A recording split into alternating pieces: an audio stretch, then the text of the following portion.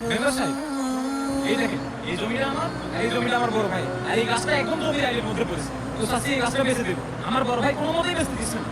কি রে, এই গাছটা বিক্রি করে আমি ঘর ঠিক করবো, আমি গাছ বিক্রি করবো না। আমি মেম্বার সাহেব এখানে উপস্থিত আছি, আর তোরা দুই ভাই এখানে কামড়াকামি করছিস, তাহলে আমার মান সম্মান মিলে কি থেকে? আর তোরা আসছিস কোর্ট কাছারি কর, হ্যাঁ কোর্ট কাছারি কর, আমার ডাকছিস কেন? হ্যাঁ মেম্বার সাহেব, আপনি যত দ্রুত পারেন একটা সালিশের ব্যবস্থা করুন, তাহলে এটা সমাধান হবে না। আমি গেলাম এখন।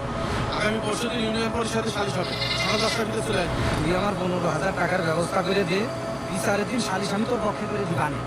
দেখি বিচারের দিন কি হয়। অনেকদিন পর টাকা খাওয়ার একটা বিশাল লাইন পাইছি, তোরা যদি ঠিক করে কাজটা করে দিতে পারিস তোদের 5,000 টাকা দেবো। শোন, তুই আকিবের কাছ থেকে নিবি 15,000 টাকা, আর তুই রকিবের কাছ থেকে নিবি 20,000 টাকা। তোমার জন্য তো একটা অফার আছে।